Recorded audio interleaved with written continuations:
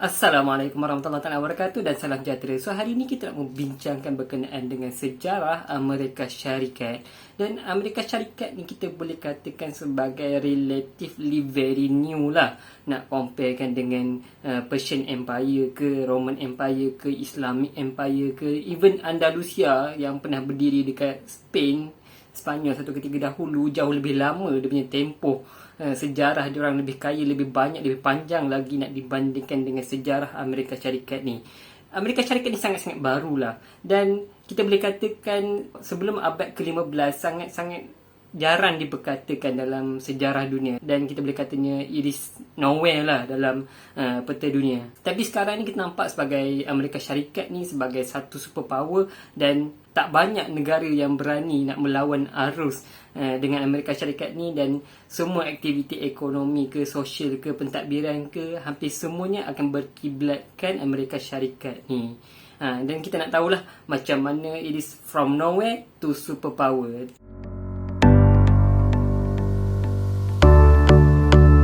Okay, dan of course lah Amerika Syarikat ni sebenarnya bukanlah didiami oleh orang kulit putih pun. Orang kulit putih tu baru je lagi datangnya daripada Eropah. Kita ada Native American yang dah pun berada lama dah dekat situ, dan mereka dah pun membina empire yang hebat, yang banyak. Kita ada Edina Civilization, Iroquois Civilization, Puebloan dan juga Mississippian Civilization. Maknanya banyak dah tamadun-tamadun yang ada dekat sana, even sebelum kedatangan orang Eropah tu sendiri lagi. Dan mereka dah dianggarkan tinggal di sana lebih kurang 30,000 tahun lamanya.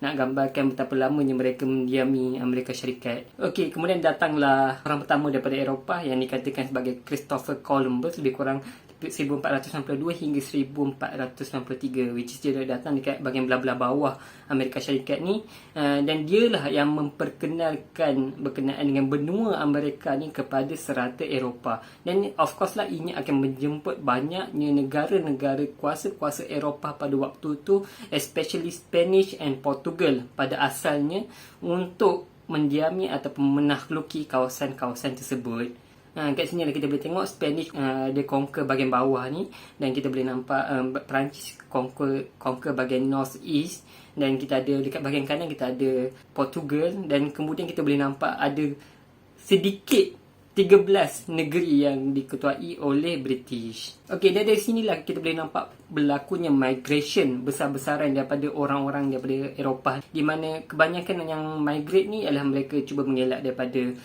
poverty, kemiskinan, starvation, kebuluran, religious conflict. Ialah Yahudi kan banyak konflik dengan orang-orang Eropah, dan juga perang. Dan kat sini lah kita boleh nampak berlakunya migration yang besar-besaran, especially daripada kaum Yahudi itu sendiri, dan juga bawa masuk ramainya hamba-hamba yang datangnya daripada Afrika sebab nak bantu untuk perkembangan industri dan juga ekonomi dekat sana. Sampaikan pada tahun 1770 dianggarkan 1/5 daripada population yang ada dekat sana mereka ni adalah orang kulit hitam daripada keturunan hamba.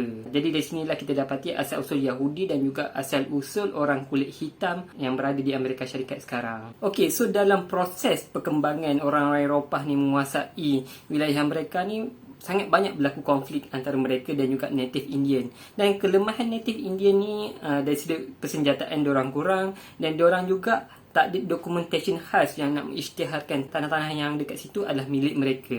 Which is bagi diorang, tanah, udara, air sepatutnya tak patut dimiliki oleh mana-mana pihak ataupun individu. Ini patut dikongsi bersama. Yang ni lah kelemahan yang banyak digunakan oleh orang-orang Western ni, dan diorang banyak claim kawasan-kawasan tanah yang ada dekat sana, menyebabkan berlakunya konflik dengan diorang. Dan berlaku banyaknya pembunuhan beramai-ramai. Kalau ada peperangan pun biasanya diorang akan kalah, dan akhirnya dihalau keluar daripada tempat tersebut. Okey, kemudian aku nak fokuskan dekat 13 koloni ni, which is inilah dia pioneer kepada US yang ada sekarang, which is 13 koloni ni actually taklah kuat mana pun, okay? Tapi oleh kerana mereka bersatu dan menentang Britain pada waktu tu, akhirnya mereka berjaya mengisytiharkan kemerdekaan. Macam mana ini berlaku? Starting adalah berlakunya 7 Years War antara Britain dengan France, di mana 7 Years War tu Britain menang. Okey, dan dekat sinilah akhirnya koloni, 13 koloni ni claim pula tanah-tanah Perancis yang ada dekat sana. Selepas berlakunya Seven Years War ni, Britain diorang ada masalah hutang yang banyak sebab Perancis pada waktu tu satu kuasa yang besar, satu kuasa yang hebat. Jadi peperangan tersebut of course lah memakan duit yang banyak. British terpaksa kenalkan tax yang baru, cukai-cukai yang baru dekat koloni diorang sebab diorang nak extract money untuk support diorang punya ekonomi pada waktu tu. 13 koloni ni diorang tak puas hati sebab diorang tak ada representation. Okey, suara diorang tak diwakili dekat Parlimen British pada waktu tu. Dan diorang pula dikenakan dengan cukai yang banyak. Maknanya diorang bayar cukai, jadi taxpayer, tapi diorang punya suara tu tak didengari. Maknanya macam diorang bayar cukai macam tu sajalah. Jadi berlakulah konflik antara 13 koloni ni dan juga British Empire. Jadi 13 koloni ni berkumpul lah buat kongres untuk buat tuntutan mereka dengan British Empire. Diorang nak representation tapi tak dilayan. Jadi akhirnya diorang buat keputusan untuk boycott barangan yang datang daripada British pada waktu tu. Kemudian pada tahun 1773 berlakunya Boston Tea Party, which is sebahagian orang Amerika pada waktu tu. Diorang menyamar sebagai Red Indian, pecah masuk kapal-kapal British yang bawa teh. Diorang ambil teh tersebut dan buang ke laut. Yang itulah dinamakan sebagai Boston Tea Party, which is of course lah dia membangkitkan kemarahan British ke atas koloni mereka ni. Jadi mereka pun mengenakan sekatan dan juga sistem ketenteraan, kawalan ketenteraan yang lebih kuat, dan akhirnya pada tahun 1775 berlakulah open rebellion ke atas British Empire. So dari sini bermulanya lah American Revolutionary War, perang melawan dengan British Empire.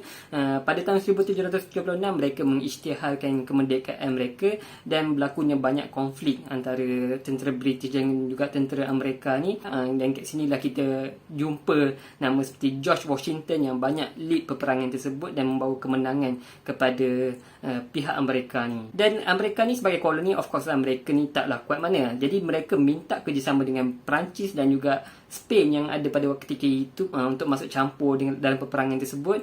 Jadi of course lah Spain dan Perancis ni juga memang dah lama tak suka dengan Britain dan diorang pun masuk campur, which is membuatkan balancing power antara Britain Empire dan juga Amerika Syarikat yang kecil ni. Spain dan Perancis ni diorang ada navy power diorang, kekuatan tentera laut diorang, which is membantu tentera Amerika dalam peperangan tersebut. Kemudian pada tahun 1783 perang tersebut akhirnya tamat dan pada waktu inilah secara officialnya Amerika Syarikat menjadi sebuah negara yang berdaulat, yang bebas daripada cengkaman British. Kemudian pada tahun 1803 Amerika Syarikat mengembangkan diorang punya kawasan dengan pembelian wilayah Louisiana dan juga New Orleans pada harga 15 juta US, which is bayaran tersebut dibuat kepada Perancis, dan Perancis nak lepaskan tanah yang diorang ada pada waktu tu sebab ianya terlalu jauh dengan Perancis dan susah untuk diuruskan sebab kekangan pentadbiran dan sebagainya. Kemudian pada tahun 1835 berlaku pula peperangan antara Mexican dan juga US ni, which is US menang. Sebab pada waktu tu Mexican ni masih lagi lemah, diorang tak ada government yang betul-betul stabil dan diorang punya persempadanan pada waktu tu pun tak cukup bagus, menyebabkan US berjaya merampas tanah-tanah yang ada daripada diorang. Antara yang termasuk dalam tersebut adalah Texas, California dan juga New Mexico. Kemudian pada tahun 1861 berlaku pula Civil War dalam kalangan orang Amerika ni, which is berlakunya peperangan antara utara dan juga selatan, antara Confederates dan juga Union. Confederate dekat bahagian bawah dekat selatan, Union dekat bahagian atas, which is kat sinilah munculnya ikon seperti Abraham Lincoln. Kenapa mereka berperang? Antara isu paling hangat pada waktu tu adalah enslavement, iaitu perhambaan, which is bahagian atas, bahagian utara diorang dah industrialize diorang punya country. Jadi diorang banyak menggunakan mesin dalam membantu diorang punya structure ekonomi, sedangkan dekat bahagian bawah diorang banyak bergantung pada agriculture, which is tak lain tak bukan akan banyak bergantung pada hamba. Jadi sebab itulah negeri-negeri bawah tak puas hati dengan negeri atas, negeri utara ni, dan berlakulah civil war antara mereka dan akhirnya Union menang. Amalan perhambaan akhirnya dihapuskan daripada Amerika Syarikat. Okey, sepanjang abad ke-19 yang aku ceritakan sebelum-sebelum ni, ekonomi Amerika Syarikat membangun dengan sangat-sangat membesar. Banyaknya industri-industri baru yang diperkenalkan dan diorang juga berjaya membina banyaknya kilang-kilang senjata yang dekat sana, which apabila berlakunya World War One, okey, Perang Dunia Pertama, Amerika Syarikat tak join pun, tapi dia join dengan penjualan senjata dia kepada pihak Allies, kepada pihak Britain dan juga sekutunya, which is dia tak suka dengan Jerman sebab Jerman pernah bom kapal dia orang sebelum tu. Jadi apa yang bagus menjadi pembekal senjata dalam peperangan tersebut, tak kisah pun siapa yang menang, orang yang membekalkan senjata akan tetap menang. Okey, kemudian pada tahun 1929 berlakunya Economic Depression, tapi Amerika Syarikat berjaya bangkit dan keluar daripada depression tersebut. Kemudian berlakunya World War II, Perang Dunia Kedua, which is sekali lagi Amerika Syarikat tak join pun mana-mana pihak. Dia hanyalah pembekal senjata, menjual senjata, which is mengkayakan lagi Amerika Syarikat pada waktu itu. Sampailah pada tahun 1941 berlakulah serangan Jepun ke atas Pearl Harbor dan akhirnya join peperangan tersebut, dan dia join pada waktu pertengahan peperangan, pada waktu Jerman dan juga Britain kedua-duanya dah pun lemah, which is apabila dia masuk, dia berjaya swing all of the victory kepada pihak Allies. Dan akhirnya 1944 selepas berlakunya D-Day, kita boleh nampak arus kemenangan tu mula memihak kepada Allies, dan kemudian pada tahun 1945 berlakunya serangan bom atom di Hiroshima dan juga Nagasaki, dan akhirnya Jerman dan sekutunya Jepun mengalah, mengangkat bendera putih dalam Perang Dunia Kedua. Dan dari sinilah Amerika Syarikat capitalize daripada peperangan dan kemenangan tersebut, dan buat banyaknya perjanjian yang all favor kepada kekuasaan Amerika Syarikat. Okey, selepas tu berlaku pula Perang Dingin antara Amerika Syarikat dan juga Soviet Union, which is berlakunya arms race, perlumbaan persenjataan nuklear, dan juga perlumbaan ke bulan, dan juga proxy war, which is peperangan tapi bukan secara direct, tapi diorang hanya gunakan negeri-negeri proxy diorang, which is berlaku dekat Vietnam, berlaku di Afghanistan, berlaku di Korea Utara dan sebagainya. Dan akhirnya Soviet Union kalah. Antara penyebab paling besarnya ialah berlakunya nuclear leakage dekat Chernobyl yang mengorbankan banyak nyawa dan menelan banyaknya kos dan belanja untuk menguruskan Chernobyl tersebut, dan juga kegagalan Soviet Union yang di Afghanistan sendiri akhirnya selaras dengan runtuhnya tembok Berlin di Jerman, maka berakhirlah era kekuasaan Soviet Union. Dan dari sinilah kita boleh katakan sebagai New World Order, di mana mana-mana negara pun akan berkiblatkan Amerika Syarikat, which is dalam baik dari sudut ekonomi, baik dari sudut pentadbiran, baik dari sudut education dan juga social. Hampir semuanya akan berkiblatkan Amerika Syarikat, which is sekarang menjadi superpower yang kita boleh kata mengawal keadaan dunia pada waktu ni. Okey, dan to be exact, Amerika Syarikat ni bukanlah bagus sangat pun. Diorang pun banyak masalah sosial yang berlaku dalam kalangan diorang sendiri, dan hanya pada tahun 1960 barulah start berlakunya gerakan hak asasi manusia yang nak membolehkan orang-orang berkulit hitam, orang-orang minorities, Native American untuk mendapat hak-hak yang setara dengan orang kulit putih yang berada di sana. Okey, so kalau aku nak simpulkanlah apa yang dilakukan, macam mana Amerika Syarikat ni boleh menjadi satu kuasa besar yang ada pada hari ini, sedangkan pada waktu dulu they are nowhere, they are nothing. Okey, sebab yang pertama adalah diorang sangat-sangat pandai capitalize dan ambil kesempatan daripada event-event yang ada, which is kita tengok dalam Perang Dunia Pertama diorang tak join pun, dia hanya bekalkan senjata saja. Dia bukan bekal, dia jual senjata. Dalam Perang Dunia Kedua pun dia tak join, dia hanya join lewat selepas serangan dekat Pearl Harbor, barulah dia join, which is dia menang, dan dia menang, dia capitalize pula dengan perjanjian yang ada, all favoring to Amerika Syarikat dan juga sekutu-sekutunya. Dan dari sudut peperangan yang ada pada hari ini pun, diorang taklah berperang dengan kuasa-kuasa besar yang betul-betul boleh mengancam diorang. Even dalam Cold War pun dia tak berperang direct, dia hanya perang dingin dan berlakunya proxy war saja.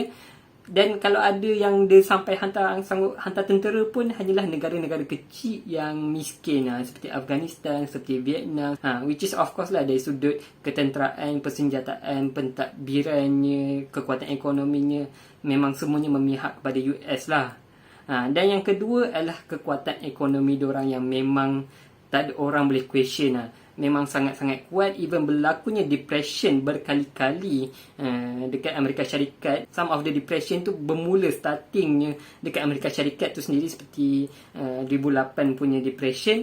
Tapi diorang boleh bangkit dan diorang boleh pulih jauh lebih cepat lagi sebab diorang punya size ekonomi tu sangat-sangatlah besar. So that is how macam mana sebuah tempat, sebuah country yang baru je wujud, relatively new kepada empayar-empayar yang ada, akhirnya menjadi satu superpower. Semua negara tak nak terpaksa tunduk ikut kepada telunjuk Amerika Syarikat yang ada pada hari ini. Jadi sekadar itu saja. Terima kasih kerana menonton. Please like, subscribe dan komen. Assalamualaikum warahmatullahi wabarakatuh.